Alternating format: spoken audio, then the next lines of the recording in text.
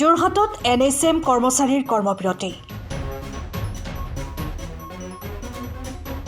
ৰাজ্যৰ NHM কৰ্মচাৰীসকলে দীৰ্ঘদিন ধৰি ৰাইজৰ সেৱা আগবঢ়াই আহিছে যদিও এই কৰ্মীসকলৰ দীৰ্ঘদিন ধৰি চলি অহা কোনো সমস্যাৰ সমাধান হোৱা নাই। ৰাজ্য চৰকাৰক কৰ্মচাৰীসকলে তেওঁলোকৰ সমস্যা তথা দাবীসমূহ পূৰণৰ বাবে দাবী উত্থাপন কৰি অহাৰ পাছতো বিভাগৰ তৰফৰ পৰা কোনো পদক্ষেপ গ্ৰহণ নকৰাত আজি NHM কৰ্মচাৰীসকলে যোৰহাটত এক কৰ্মবিৰতি কাৰ্যসূচী ৰূপায়ণ কৰে। এই প্ৰতিবাদী কাৰ্যসূচী ৰূপায়ণ কৰা হয় যোৰহাটৰ বাকচুঙত। এই কাৰ্যসূচীৰ জৰিয়তে কৰ্মচাৰীসকলে তেওঁলোকৰ গুৰুত্বপূৰ্ণ দাবীসমূহ অতি সোনকালে পূৰণ কৰাৰ দাবী উত্থাপন কৰে। আজি আমাৰ অল আছাম NHMৰ কৰ্মচাৰীসকলৰ কৰ্মবিৰতিৰ দ্বিতীয়টো দিন। আমি তৃতীয় দিন যাতে আমি কৰিব নালাগে, আমাৰ চৰকাৰে আমাৰ দাবীসমূহ আমি বাৰে বাৰে চৰকাৰৰ আগত অৱগত কৰি আছোঁ। কালিও কৰা হৈছে, সেইখিনি যাতে আমাৰ সম্পূৰ্ণ কৰে। আৰু বিশেষকৈ আমাৰ কৰ্মচাৰীসকলৰ স্বাস্থ্যকৰ্মীসকলৰ স্বাস্থ্যৰ প্ৰতি অৱদান বহুত বেছি। কাৰণ আমি এটা শিশু স্কুল যোৱাৰ আগতে আমি শিশুটোক কেনেকৈ মাকৰ গৰ্ভস্থ হোৱাৰ পৰা আমি প্ৰতিপালন কৰি তেওঁলোকক অশেষ যত্ন কৰি তেওঁলোকক এডভাইচ দি পেলাই আমি যেনেকৈ শিশু এটা সুস্থ সবল শিশু এটা জন্ম দিয়াওঁ আৰু তেওঁলোকৰ ভেকচিন কৰোঁ। 16 বছৰলৈকে তেওঁলোকৰ ভেকচিন কৰা হয়। তাৰপিছত ল'ৰা ছোৱালী সুস্থ হ'লেহে স্কুল যাব পাৰে। স্কুলৰ কথাটো পিছতহে থাকে, কাৰণ এটা শিশু সুস্থ সবল হৈ পেলাই জন্ম দিয়াটো আমাৰ প্ৰধান কাম, আৰু তেনেদৰে আমি কাম কৰি আহিছোঁ। আৰু চৰকাৰৰ যিখিনি আঁচনি, পলিঅ' নিৰ্মূলকৰণ আঁচনি, আমাৰ স্বাস্থ্যকৰ্মীসকল গোটেই আটাইসকল স্বাস্থ্যকৰ্মী আমাৰ মুখ্য ভূমিকা গ্ৰহণ কৰি আহিছে। তাৰ কাৰণে পলিঅ' নিৰ্মূল বুলি ঘোষণা কৰিব পাৰিছে। আমি যদি গাঁৱে গাঁৱে ঘৰে ঘৰে গৈ পেলাই আমি সেই পলিঅ' নিৰ্মূলকৰণত আমি যোগদান নকৰিলোহেঁতেন, প্ৰত্যেক ঘৰে ঘৰে গৈ পেলাই আমি প্ৰত্যেকটো কামতে আমি অগ্ৰসৰ নললোহেঁতেন, তেতিয়াহ'লে চৰকাৰৰ প্ৰত্যেকটো আঁচনি সফল হোৱাত অৰিহণা সফল নহ'লহেঁতেন। আজি আমি 1997তে ট্ৰেইনিং কৰি পেলাই ওলাই আহি পেলাই আমি বহুত গভৰ্ণমেণ্ট ট্ৰেইনিং কৰি পেলাই আমি 2006 চনৰ পৰা আমি গাঁৱে গাঁৱে কাম কৰি আছোঁ আৰু সামান্য বেতনত আমি কাম কৰি আছোঁ। আমাৰ ল'ৰা ছোৱালী যিখিনি আমাক পইচা পাতি আমাক দি আছে, সেইখিনি আমাক যিখিনি পইচা দি আছে সেইখিনি আমাৰ জোৰা নাই। কাৰণ ছিনিয়ৰ আমাৰ যিখিনি ষ্টেটৰ কৰ্মচাৰীসকলে ইউনিফৰ্ম থকা গোটেইখিনি সা সুবিধা পায়। আমাৰ PF নাই, আমাৰ ইউনিফৰ্ম এলাউন্স নাই, আমাৰ একো নাই। আমাৰ এটা আমি দাবী কৰোঁ, আমাৰ 7 পে কমিশ্যন হ'ব পাৰে, সমকামৰ সম দৰমহা হ'ব লাগে, আৰু আমাৰ যিখিনি নিয়মীয়া কৰ্মচাৰীয়ে যিখিনি সা সুবিধা পায় সেইখিনি সম্পূৰ্ণৰূপে আমাক লাগে। আৰু আমি এতিয়া প্ৰত্যেক বহি থকা নাই, নিয়মীয়া কৰ্মচাৰীয়ে যিখিনি কাম কৰি আছে আমি সেইখিনি কৰি আছোঁ। এতিয়া TB নিৰ্মূলৰ ক্ষেত্ৰত আমি ঘৰে ঘৰে গৈ পেলাই গোটেইখিনি মানুহে যদি স্বাস্থ্যকৰ্মীসকলে নকৰিলোহেঁতেন, তেতিয়াহ'লে TB নিৰ্মূলৰ কাম কেতিয়াও নাবাঢ়িলেহেঁতেন, পৰিয়াল পৰিকল্পনাৰ কাম নাবাঢ়িলেহেঁতেন। আমি সামান্য দৰমহাৰে আমি যিমানখিনি আজি 18 বছৰ হৈ গ'ল, আমি যিখিনি আক্ষেপ লৈ মনৰ আশা মনতে পুহি ৰাখিছিলোঁ যে আমাক এটা বছৰ নহয় এটা বছৰ আমাক চাব, কিন্তু আমাৰ বছৰৰ পিছত বছৰ গৈ আছে, আমাৰ প্ৰতি কোনো ভক্ষেপেই নাই। য'ত প্ৰাইভেট কোম্পানী এটাত চাকৰি কৰিলেও PF পায়, কিন্তু আমাৰ আজি 18 বছৰে PF নাই। চৰকাৰীকৰণ কৰিব লাগে, নিয়মীয়া কৰ্মচাৰী সমাহাৰত আমাৰ দৰমহা পাব লাগে, সা সুবিধা পাব লাগে।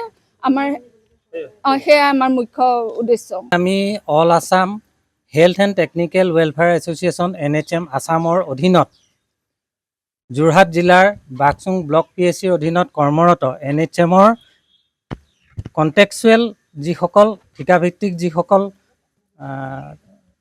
কৰ্মচাৰী আছে, সেইসকলে সদৌ অসম ভিত্তিত হৈ থকা 3দিনীয়া কৰ্মবিৰতি কাৰ্যসূচী আজি দ্বিতীয় দিনৰ কাৰ্যসূচী পালন কৰিছোঁ।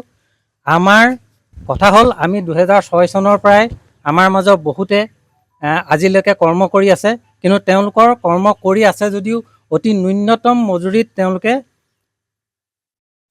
ন্যূনতম দৰমহাত তেওঁলোকে আজিও চাকৰি কৰি আছে, যাৰ ফলত তেওঁলোকৰ পৰিয়াল পৰিচালনা কৰাত যথেষ্ট অসুবিধাৰ সৃষ্টি হৈছে।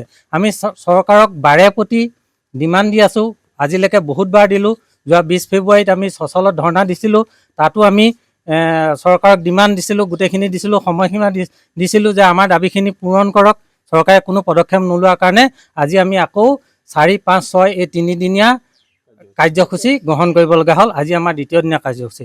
আমাৰ বিশেষ দাবীকেইটা হ'ল বিশেষ নিযুক্তি প্ৰক্ৰিয়া, স্পেচিয়েল ৰিক্ৰুইটমেণ্ট ড্ৰাইভৰ জৰিয়তে NHM কৰ্মচাৰীসকলক ৰাজ্যৰ স্বাস্থ্য বিভাগৰ স্থায়ী পদ তথা নতুনকৈ স্থাপিত মেডিকেল কলেজৰ অন্যান্য চিকিৎসালয়সমূহত সৃষ্টি কৰিবলগীয়া পদবীসমূহৰ বিপৰীতে নিযুক্তি দিয়া, চাকৰি নিয়মীয়া নোহোৱালৈকে NHMত কৰ্মৰত সকলো ধৰণৰ কৰ্মচাৰীলৈ পে স্কেল ব্যৱস্থা কাৰ্যকৰী, বেতন সুৰক্ষাসহ 7ম দৰমহা আয়োগ মতে 2016 চনৰ জানুৱাৰী মাহৰ 1 তাৰিখৰ পৰা দৰমহা তথা বাকেয়া দৰমহা revise incremental arrear salary with effect from 1 জানুৱাৰী 2016 আদায়ৰ ব্যৱস্থা কৰা আৰু ৰাজ্যিক কৰ্মচাৰীৰ সমাহাৰত অন্যান্য সা সুবিধাসমূহ প্ৰদান কৰা, চাকৰি নিয়মীয়া নোহোৱালৈকে 2021 চনৰ গেজেট নটিফিকেশ্যন নম্বৰ LHLA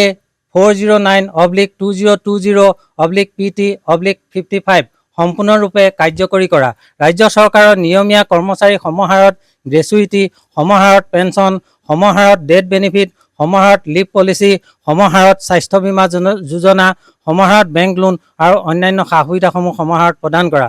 চতুৰ্থতে, চাকৰি নিয়মীয়া নোহোৱালৈকে মহামান্য উচ্চতম ন্যায়ালয়ৰ ৰায় ভাৰ্ডিক্ট নম্বৰ 231/2013 তথা guideline on human research for health for national health mission NHM 2022 অনুসৰি সমকামৰ সমদৰমহা আৰু সম অধিকাৰ প্ৰদান কৰা। আমাৰ মূল দাবীসমূহ ইমান।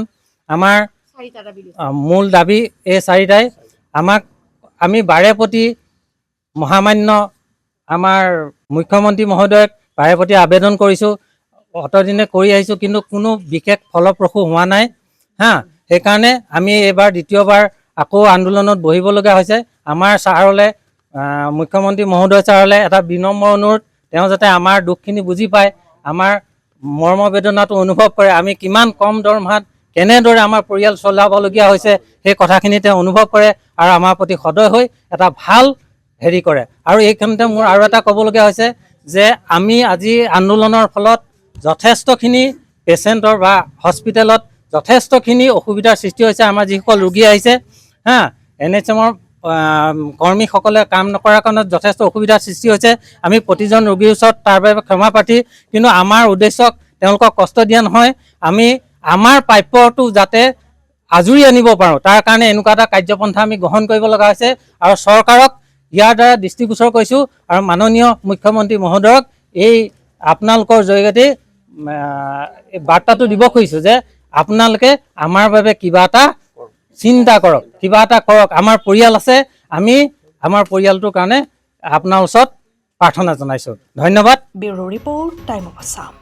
সময়ৰ খবৰ সময়ত পাবলৈ ফ'ল' কৰক টাইম অফ আছাম।